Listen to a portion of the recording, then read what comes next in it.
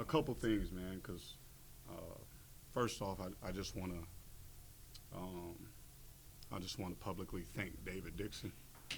Uh, it's a genuine good person, man. Genuine good person. And those things, you guys get to see it show up on the court. I get to see it every day, just his interaction with teammates, his interaction on campus with people around campus, just the adoration that he has for this city, this university, is rare. You don't see those moments, and I think this is a really big moment as he plays through his senior year. Just the battles that he's overcome, right? He early in his years he battled through injuries, right? I mean, you guys wouldn't believe some of the knees, both knees that he continued to play, right? Dave never, I won't say he never missed a game, but he never shut it down. When most guys in today's game would shut it down and opt for surgery, Dave just tried to figure out a way to make that happen, made it to the off season, right? In return, he didn't have a lot of off season, didn't have those opportunities to work on his game and improve up until basically this past summer he was healthy, and he puts a lot of time into his health. This guy shows up hour and a half before anyone gets there to spend his time with the trainer, and he does it every single day. And that's not easy for a young guy. That's the opposite of what young guys want to do. We just want to go shoot, right, show up at practice. But Dave understood just the discipline and dedication that it was going to take for him to make sure that he could be successful. And he's had just unbelievable success. We wouldn't be where we are as a program without just, like I said, his dedication and hard work. So big shout out to Dave. And then I wanna also take a moment, because this has been on my mind, and I've had a chance to talk to Chuck Cooper Jr. and just seeing where we are and what's happening right now. We're celebrating 75th anniversary, man, of him being the first ever African American selected in the NBA draft. And I think to not ever talk about that in this moment, to not bring that up with the celebration that should be happening and the impact that's going on, especially in the NBA, right? He's one of us. He's our own right here at Duquesne University. So it's definitely something to be proud of. And not only him, man, when you look at the history of Duquesne, man, for the first 20 players ever selected that were African American in the NBA draft came right here from this school, right here from this university, this program, this basketball program. So we got a lot of tradition, a lot to be proud of, and we're going to celebrate Chuck Cooper a little bit more on March 7th, senior night, Chuck Cooper Classic. So it should be an exciting time. But I definitely want to take a moment to shine some light on Chuck Cooper Jr., who has a beautiful relationship with this team and this program, who comes around and gives unbelievable support. So he's a Duquesne Duke as well too. So without all being said, and now I'm finished, we can ask Dave some questions, because I don't ever do that, so I don't really have to take any questions anymore. That's right. Exactly. Want to start? Yeah, okay. Drew, let's start with the obvious. Just what were the emotions like down that stretch, seeing TG with that ball, knowing he was driving, and knowing that it was down to that play, really? Yeah. Shut up and stayed right there on the sideline and watch it develop, right? And that's, right, I had a timeout in my pocket. And I understood if we had enough time to get the ball across the half-court line, if I wanted to use it or not. But as I seen the play unfold, and them not really find their way in transition, and the ball in our most dynamic playmaker's hands, the fastest guy on the court, I said, we'll see what we wind up with, right? He's made that play throughout games 1,000 times over. This time it just happened to be with 0.3 of a second left on the clock. But I'm glad I used my eyes and didn't just jump out there and call a timeout, because I probably would have destroyed something that was good.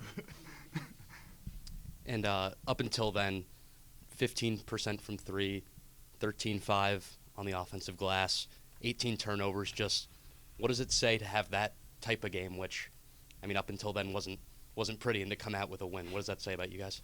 Yeah, kind of a survive and advance type feel, right? Where you play one of those ugly games, you don't play great basketball, but we found ourselves up early in the first half, carried it into halftime with still a lead, and we jump up again in the second half. And it's hard to look at those numbers and think about how we could have almost expanded upon the lead, but when you take a look at those numbers, that'll tell you why, right? Didn't take good care of the basketball, gave up too many second chances. But overall, I tell the team all the time, man, don't watch the scoreboard, right? The scoreboard will trick you.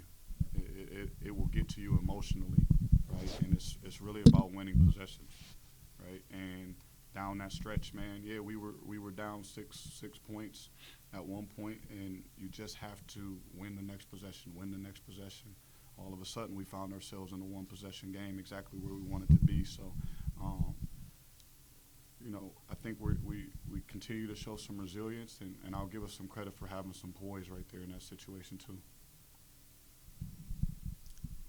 Drew, I might be reaching here. But what are you thinking as the game is unfolding towards the end?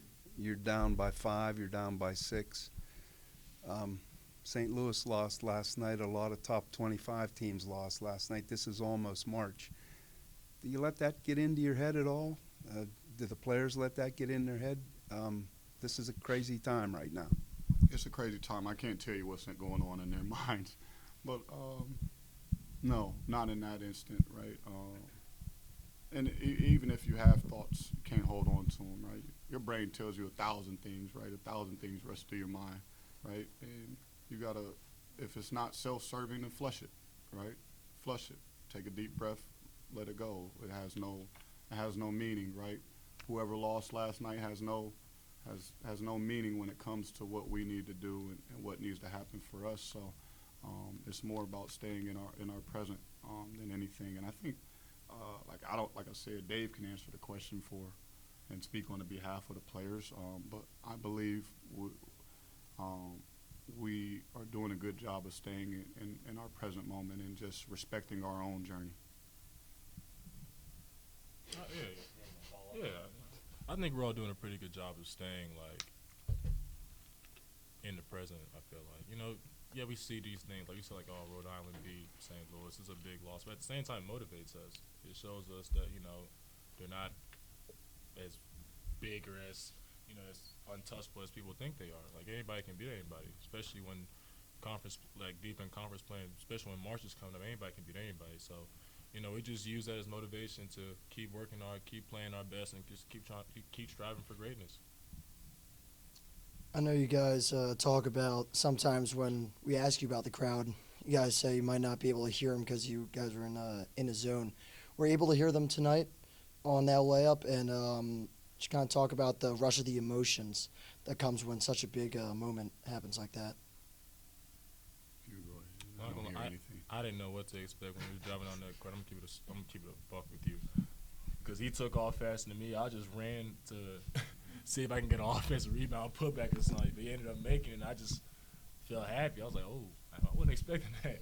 But yeah, you tend to tune things out, especially when TG's a competitor. TG knows what he's doing most of the time. TG knows what he's doing.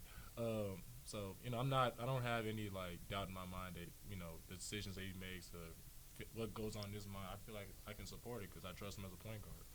Yeah. I thought, in that last stretch, you could feel energy shifting. You could feel the crowd noise, starting to ramp up. It'd be even better if we had it if we don't wait to those moments. We gotta make teams start to feel more uncomfortable, right? I think we gotta make teams start to feel more uncomfortable. So I want to keep encouraging the fans to be wilder, be more obnoxious, right? Be louder, right? Bring more energy because we enjoy it, right? We're not mad at it. We want to embrace it. We want to embrace it. We want to accept it. Yeah, during the last play, I was more worried about our bench than anything else. Get those guys back. I knew there was still time left on the clock, and you just don't want anything silly to disrupt anything right there. Coach, I just wanted to comment on the recent run that you guys have been on. Obviously, some very impressive wins. I just wanted to know if there's been a difference in team chemistry, or if you've just felt a different kind of aura in the locker room before these games. Yeah, it's the biggest reason for it, right? We can discuss X's and O's, right? But the biggest thing that is happening amongst the team is connection, right? The connection is continuing to grow stronger, and we're trying to feed into it. We were struggling, and we were winning games and then losing games. We were having our ups and downs at home, as most of you know, right? We could win a game on the road. We couldn't find our way at home, and we just tried to. We wanted to try something new, right? We got great connection on the road, right? You go to dinner together. You just spend a lot of time together. In that locker room, there was a certain feel that was just different about it, and it wasn't carrying over to home, and so we switched our routine up a little bit, and we come back day before the game, and we have a game night. We have a game night, and Dave stinks at game night, but he enjoys it, right? He enjoys it, and I think the bond that these guys are sharing, like whether they know it or not, they're going to talk about their wins. Right, they're going to talk about a lot of things, and hopefully that's one thing they could carry with them too. Those memories and those experiences of how we came together as a team, because those details matter too. Not just what we do on the fundamental side and the skill set side and whatever myself and the staff draws up. It's really, man, how close can these guys be? And what's growing is the accountability that they're sharing amongst each other. They're owning their own mistakes. They're starting to coach each other, and that's a huge thing. Dave, around a year ago, you mentioned that you were fine with coming off the bench because it allowed you to sort of see the game early on when you come in. What's allowed to change for you mentally now as a starter to not only come in at the very beginning, but also have, last few games have really good starts individually? Pretty much just maturing as a person. I felt like last year I would start and I wasn't really into the game for real. Like I'd make mistakes, like get too early fouls, and I'd sit out for the rest of the half. So, just working on my defense, just working on being a better player, and just trying to, I've gotten a lot of experience over the last 3-4 years I've been here. So, I've picked up a few things. I'm not gonna make certain mistakes no more. Hopefully. And Coach, obviously, it was a rough individual outing for Jimmy Williams, and you went with Jake DeMichaels at the end. Just how difficult a decision is it, knowing because of how consistently good to great he's been over the last 2 months, to not have him out there to sort of overcome those mistakes and go a different lineup? Yeah, I think, right, we got to be a team, right? And tonight he just didn't really have it. He was struggling, right? And sometimes you can struggle and kind of find your way. He couldn't find his footing, right? Even on his good plays, he struggled, he stumbled, right? He just couldn't find it. But Jimmy will be fine, right? He is a young man who will own every turnover that he had tonight. He's not going to point the finger. He'll be in tomorrow to watch film. I don't even have to ask him to be there. He'll show up, right? He's going to want to be better. He's not going to enjoy this performance or like this performance, but him as a person was still dialed into us winning the game, which is the most important thing, right? Listen, you didn't have it tonight, and that's okay. Right, and I had to make a choice. Usually, I may stick with him in a lot of situations, but he was giving the ball to the other team too much. So we had to go a different route. And like I said, his self-belief and his confidence in himself isn't going to waver. It never has. I don't expect it to do so this time. He's just going to try to find a way to get better. So he'll be ready to go next game. So real quick, this is a win no matter whether it's 20 points or 1 point. A lot of warts. Tough game, probably one of your worst games played fundamentally or whatever, numbers-wise, stats. But what does a win like this at this point in the season do for you guys? We just take the win and we continue to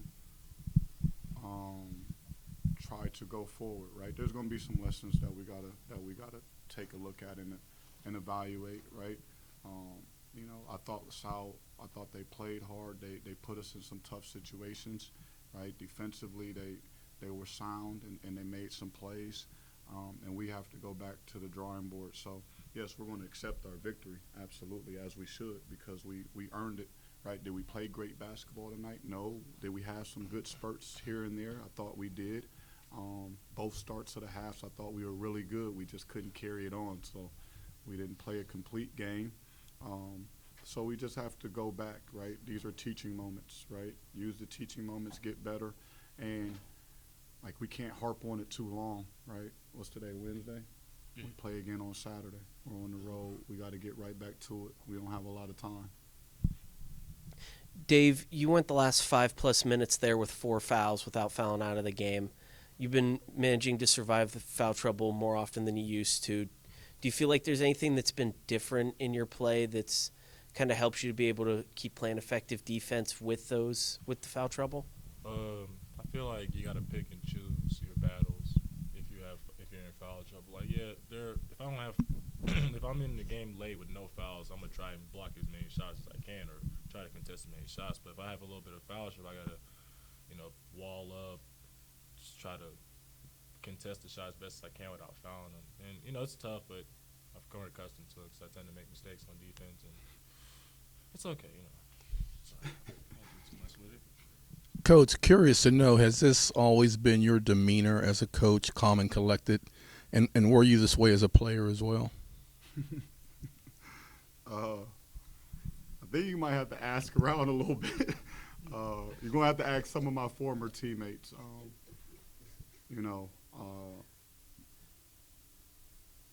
Young Drew was maybe more of a little bit of a hothead. If you go back and track me maybe back to high school, and it was just a learning experience. And then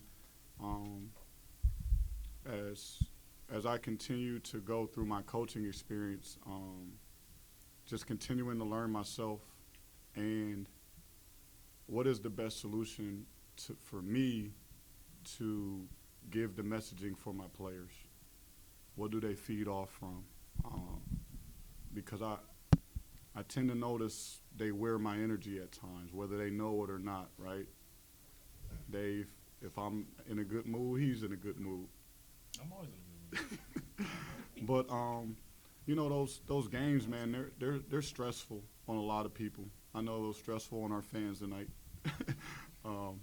And everyone can feel that, and it's not like the players are immune to it. They can feel that too. So there is times I'm fiery. You guys can't see it, which is probably a good thing, right? And it's just really, I want to be able to control my emotions. I don't want to be on the sideline throwing a temper tantrum, right? That's not who I want to be. I got kids in the stands. My son and my daughters, they watch everything that I do. So, like, I'm a coach at that moment, but I'm still a dad too. And they don't, they wouldn't know the difference. Like, man, Dad is out there like a lunatic. He's crazy. I don't want to be that.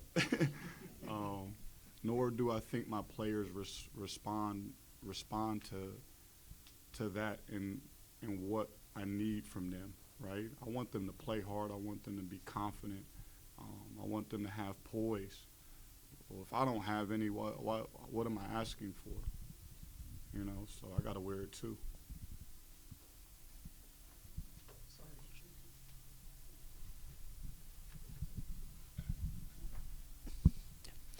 Dave, obviously you're one of a small group of guys that was on that run 2 years ago in March. Just not asking you to make a prediction or anything, but does anything about this win streak, the connection you guys have now, does it remind you at all of how things felt towards the end of that season? Yeah, actually it reminds me of a lot. we did have our struggles at first, but as things come together, we've made significant changes to how we play, and we're now starting to play for each other. I feel like, and this was a grinded out one. It kind of reminded me of the St. Bonaventure game from 2 years ago. Real low scoring, but we battled it out. But the guys, they stuck together. I feel like earlier we probably would have splintered apart, got to arguing with each other, all that stuff. But nowadays, we stuck together. We huddled as a team. Like this is probably the most connected we've been in a long time, in my opinion. So I'm happy with where we are right now. I kind of do see some flashes of that 2023 team. Dave, a lot's been made about superlatives with the team, but for you personally, just how much fun is this? Obviously, you've gone through a lot. You've found health. You've found happiness. Just how much are you enjoying this whole thing this season? I'm trying to enjoy the whole. I just wanted to see your answer, man. I didn't even do that. I try to enjoy the whole process. I feel like this is something you're not going to get again in life. So I try to enjoy every little minute of it, all the good times, all the bad times. It's hard to enjoy the bad times, but it's gotta happen. So you can do it about it. So you gotta be happy, strive through it, and just push through it. But it's honestly, I've been blessed to be able to play college basketball for 4 years throughout all the good times and all the bad. So I wouldn't trade this for anything else. TG there got the rebound, and when he was going down the court. As a player, do you have like an internal clock of how long it takes you to get down the court in those kinds of situations, and what kind of moves you can pull as you're going down the court? That is a great question. I don't know. I think I actually got the rebound. I gave it to TG, but it's okay. No, I think most players can get down the court in like maybe 3 to 4 seconds if you're running as fast as you can. But I don't know what kind of moves he was planning on doing. Probably just a little crossover, just trying to get. I think he was just trying to get in front of people as fast as he could. So probably just a little push dribble, left to right. You're asking the wrong guy. I got handles a little bit. I just don't use it. You know what I'm saying? Anything else for these guys? That's the longest one of the year, isn't it? Yeah. Dave, there's literally no one on the roster who has the experience with Coach Joyce as you for 4 years. Just wanted to ask, what have you seen as a player from Coach from the past 4 years, from his development, from when you met him as an assistant to now as a leader of you guys? That's what you say. Oh, boy. Nah, when I first got to Duquesne, Coach, he was a little mean to me. I can't lie to you. First workout, I had a Space Academy shirt on. He's like, Dave, if you don't take that off, he's going to send you back to Space Academy. I'm like, damn. I'm trying to work out. Listen, all I said, I like Maurice Page. He's a great guy. But you got to learn where you at. I didn't have that many shirts at that time. You know what I'm saying? Like, just working out. He's developed a lot. He's a fun guy to be around sometimes. Great guy to be around. Wants the best for you. He doesn't take no BS from nobody. He ain't gonna take that from you. You gotta bring it if you're gonna play for Coach Drew. And that's something that I know I could do. So me and him have never had any issues with, me playing hard or pretty much anything. We don't have many problems. And he wants me to gain weight. It's kind of hard because I'm always running, playing. But I tried. But he's a great guy. Great guy. Dan Bradshaw is the right man for the job. Trust me. Did he raise the roof with that answer, Drew? We're going to work on that a little bit. But I appreciate it, man, for sure. I'm not playing this game. Just so y'all know.